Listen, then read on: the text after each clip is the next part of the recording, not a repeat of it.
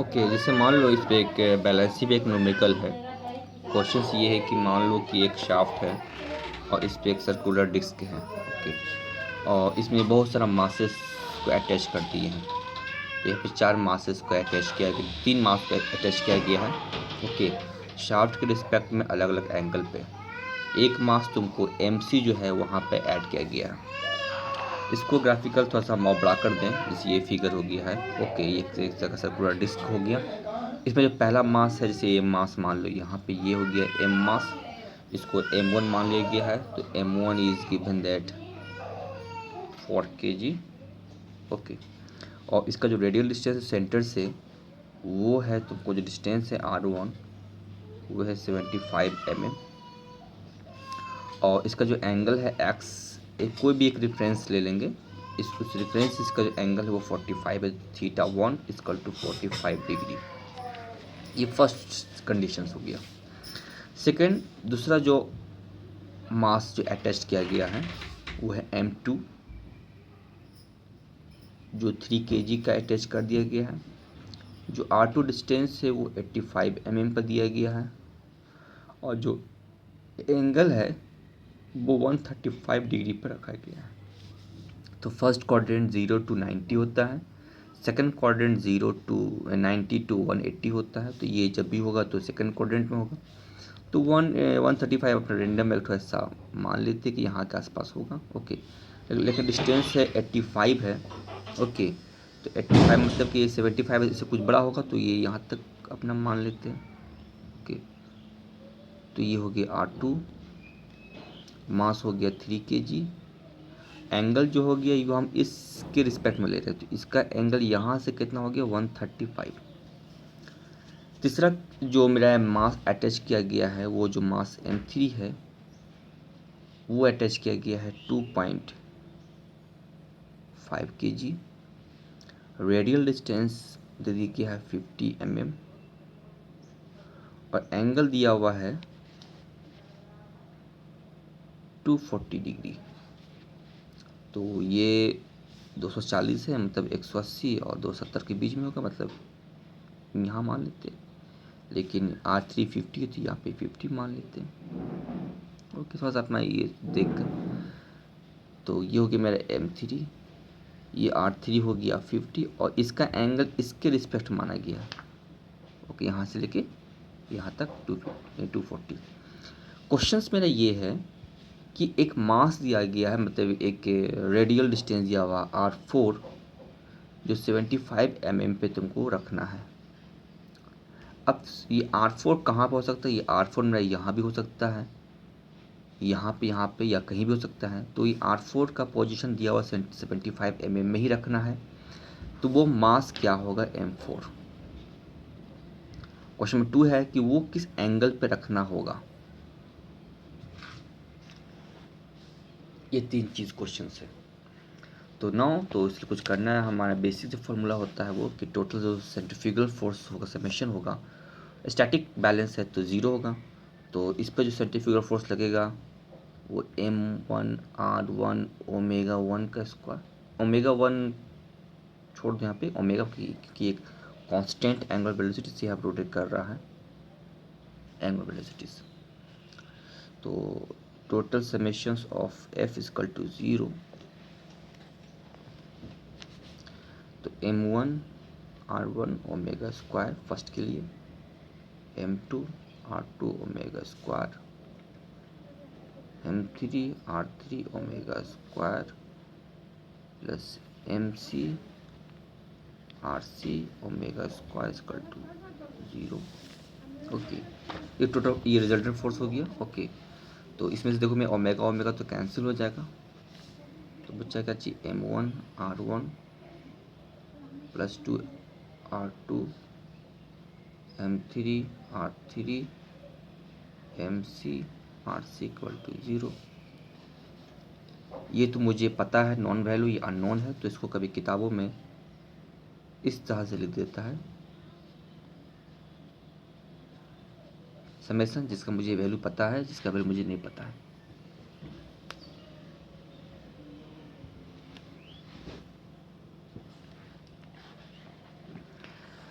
ये हो गया जो बेसिक फार्मूला था। अब लेकिन क्योंकि इसका रिजल्ट एक एंगल के रिस्पेक्ट में दिया हुआ है तो it's has a two component. यहाँ पे जो समेशन होता है तो यहाँ पे दो समेशन लेंगे। समेशन मतलब स्टैटिक मतलब एफ एक्स वाई, मतलब अब total resultant force along X direction will be zero and total force Y equal to zero direction. तो अब यहाँ पे एक्स की तरफ ये वाई की तरफ इसका दो रिजल्ट होगा, इसका भी दो रिजल्ट, इसका भी दो कंपोनेंट और एक रैंडम हम कोई वैल्यू मुझे नहीं पता कहाँ पर है, ठीक है ना। तो उसका भी दो कंपोनेंट, एक थीटा के साथ, एक एक्स के साथ, एक वाई के साथ। चाहे वो हो सकता है वो यहाँ पे हो सकता है वो वहाँ पर हो सकता है वो वहाँ पर हो। मुझे इसलिए हम यहाँ पे हम डॉट लाइन नहीं दिए कि कहाँ पर होगा मेरा। तो एक मैथमेटिकली देखो, मैथमेटिकली वो साबित करेगा कि वो तुमको कहाँ पे रखना। ऐसे तो अपना कॉमन सेंस है, साइंस पढ़ते हैं, टेक्नोलॉजी जानते हैं, तो अनुमान लगाएंगे कि भाई जो भी मास होगा वो यही कहीं होगा, बिना सॉल्व किए ही हुआ होगा। लेकिन मैथमेटिकली देखो कैसे वो बताएगा कि वो चीज़ कहाँ पर होगा। तो इसलिए मुझे पता नहीं वो कहाँ पर है, तो मैथमेटिकली हम साबित करेंगे कहाँ पर होगा। तो टोटल समेशन एफ एक्स का फोर्स का ज़ीरो, तो इसका एक कंपोनेंट एक्स की तरफ लेंगे, तो मतलब एक्स की तरफ क्या होगा कॉस थीटा, वाई की तरफ साइन थीटा, बेस से परपेंडिकुलर हुआ।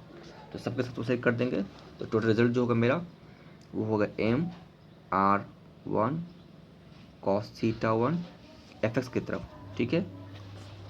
तो डायरेक्ट हम लिख दे सब कुछ हम लोग M2R2 कैलकुलेट नहीं करेंगे, कैलकुलेट तुम लोग करोगे cos theta 2 plus M3R3 cos theta 3 plus MC/RC and cos theta equal to zero, ठीक है।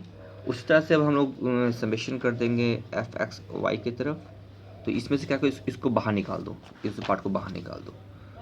तो MC/RC cos theta C equal to, इसमें नेगेटिव यहाँ मान लो, ऐसे को बाहर निकाल दो, तो क्या होगा MR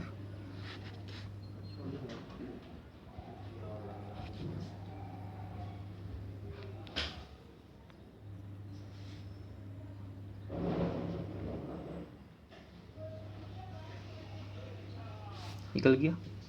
अब हम लोग चलते हैं वाई के अलोंग करने के लिए,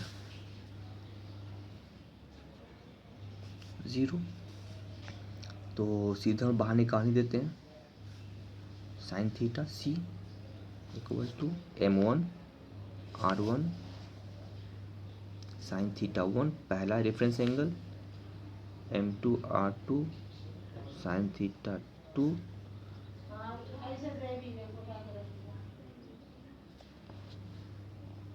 ठीक है। अब मुझे क्या करो कि इस दोनों का स्क्वायर कर दो, इसका स्क्वायरिंग और सबको ऐड कर दो, तो क्या मेरे सामने आएगा। ओके, तो स्क्वायरिंग कर देते हैं इसको और इसको।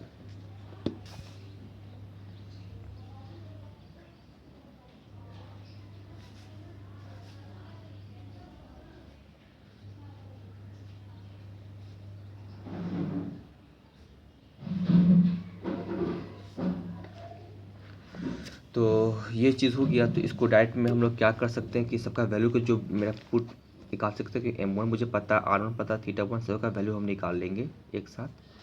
फिर इसका भी वैल्यू हम लोग है एक साथ सबको निकाल देंगे, ठीक है ना। तो जो भी हमारा वैल्यू होगा उस चीज़ को हम लोग एक साथ रख लेंगे, ठीक है। इसको स्क्वायरिंग करेंगे तो डाटा मुझे पता नहीं क्या मिलेगा, मान लेते डाटा ABC मिलेगा, ठीक है ना। तो 9 इसको क्या करेंगे, तो MC/RC स्क्वायर मेरा है, ओके, कॉस थीटा का square plus sine theta C का स्क्वायर इक्वल टू ABC।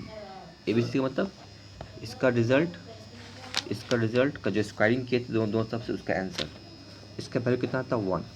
तो MC/RC का whole square equal to ABC, तो MC/RC अंडर रूट ABC, ठीक है ना। तो ये तुम्हारा रिजल्ट यहाँ पे निकल गया।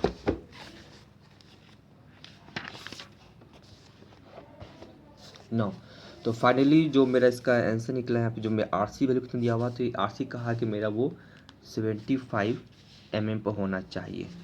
तो MC इंटू 75 और ए बी सी का जो पर रिजल्ट आया है लगभग जो सॉल्यूशन करोगे उसका तो 2858 kg/mm। तो एम सी तुम्हारा रिजल्ट आ जाएगा लगभग 3.81 kg। ये तुमको बता दिया मैथमेटिकली। ओके, अब नाउ कहाँ पे इसका अटैच करेंगे, तो 10T जो हम लोग ये जो कल बताए थे, ठीक है, दोनों को हम लोग निकाल के डिवाइड करने पर जो रिजल्ट आया ये चीज़, okay, sine theta plus cos theta से दोनों में नेगेटिव नेगेटिव। तो जो रिजल्ट आया मेरा, जैसे मान लो इसका टोटल जो सॉल्व करोगे इसका m1 r1 थीटा, तो इसका वैल्यू आएगा टोटल जो आया है वो 284, ओके, -2, ओके, ये रिज़ल्ट आया है। और इसका जो डाटा पुट करने पर जो रिज़ल्ट आया है, ये जो साइन थीटा कॉस थीटा वाला, वो रिज़ल्ट आया है लगभग 30.68, ओके।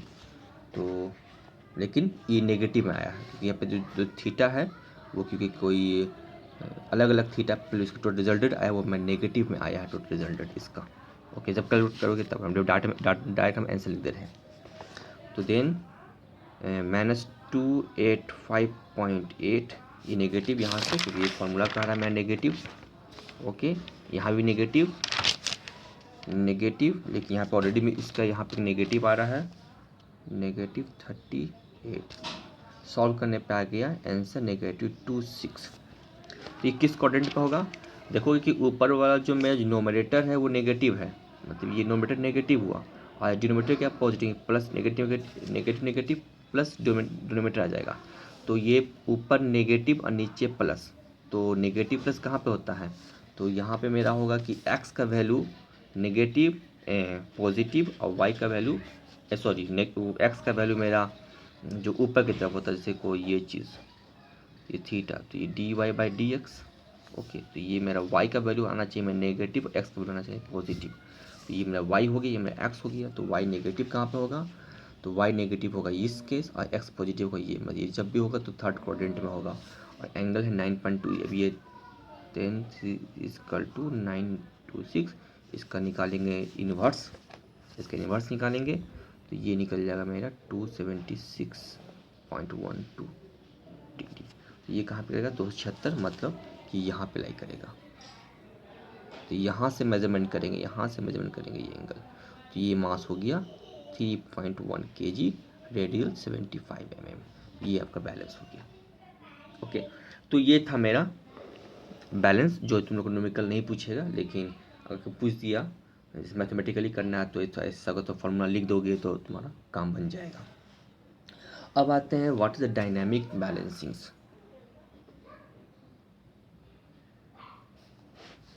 डायनामिक बैलेंसिंग्स, ये दो अलग अलग प्लेन का बात, जैसे मान लो कि ये एक है, ये एक अलग ये है, एक यहाँ पे अलग एक डिस्क है हुआ, एक मास यहाँ पे ऐड है, एक मास यहाँ पे ऐड है। इसका डिस्टेंस यहाँ से r1 हो गया, इसका डिस्टेंस यहाँ से r2 हो गया, इसका मास m1 हो गया, इसका मास m2 हो गया। तो ये सेंट्रीफ्यूगल फोर्स यहाँ पे लगाएगा, इसका होगा m1 r1 ओमेगा स्क्वायर, क्योंकि दोनों एक ही शाफ्ट में अटैच्ड है, ये दोनों एक ही शाफ्ट से अटैच्ड है, तो जो घूमेगा वो होगा मेरा m2 r2 ओमेगा स्क्वायर। तो ये जो फोर्स लगाया इधर और एक इधर, तो अकॉर्डिंग टू कपल डिफिनेशंस, अगर दोनों के बीच का डिस्टेंस L है तो क्या फोर्स लगेगा, एक कपल लगेगा। तो कपल मतलब नथिंग मतलब मोमेंट लगेगा, जिसका मैग्नीट्यूड होगा, क्योंकि दोनों का दोनों मैग्नीट्यूड मेरा सेम हो सकता है, क्योंकि अगर ये मेरा स्टैटिकली बैलेंस है, suppose that both are the statically balance, ये अगर स्टैटिकली बैलेंस होगा मतलब कि m1 r1 भी मेरा सेम होगा, m2 r2 अगर ये स्टैटिकली बैलेंस होगा तब बात हो रहा है। अगर बैलेंस है तब भी ये अनबैलेंस हो सकता है ड्यू टू डायनामिक, क्योंकि अगर ये स्टैटिकली बैलेंस है मतलब ये इसको बैलेंस किया ये चीज़, ठीक है, बस समझा ना, ये चीज़ को बैलेंस किया है, जो इधर घूम रहा है इसको बैलेंस करके उल्टा हम लगा दिए तो ये बैलेंस हो गया। तो बैलेंस मतलब कि ये फोर्स बराबर हो गया, लेकिन इस दो उल्टे फोर्स के चक्कर में अगर जो डिस्टेंस L है तो क्या होगा, m1 r1 omega square into L, मतलब moment, distance perpendicular distance between two couple force, इसको द कपल। ये जो तैयार हो गया ये कहलाएगा डायनेमिक, क्योंकि ये तो एक ठो पैदा हुआ जिसका रोटेशन होगा, क्योंकि ये इधर इधर, तो ये कपल लगाएगा इधर, इस चीज़ को इधर घुमाने की कोशिश करेगा, तो इसको बैलेंस करने के लिए फिर मुझे एक ठो उल्टा होना चाहिए। तो ओके, तो ये होगी मेरा डायनेमिक बैलेंस। तो डायनेमिक बैलेंस करने के लिए क्या होना चाहिए, एस्थेटिकली बैलेंस होना चाहिए एज वेल एज मोमेंट या कपल दोनों का दोनों बैलेंस होना चाहिए, इसको बोलते हैं हम लोग डायनेमिक बैलेंस। ओके, जिसमें मेरा L का रोल होता है, मतलब दोनों के बीच का डिस्टेंस, तो एक प्लेन ये दूसरा प्लेन, तो जब दो अलग अलग प्लेन का बात हो, अलग अलग सरफेस का बात हो, तब ये डायनेमिक मेरे पास आता है। ओके, नेक्स्ट हम इसको और आगे बढ़ाते हुए हम चलेंगे रेसिप्रोकेटिंग मासेस पे।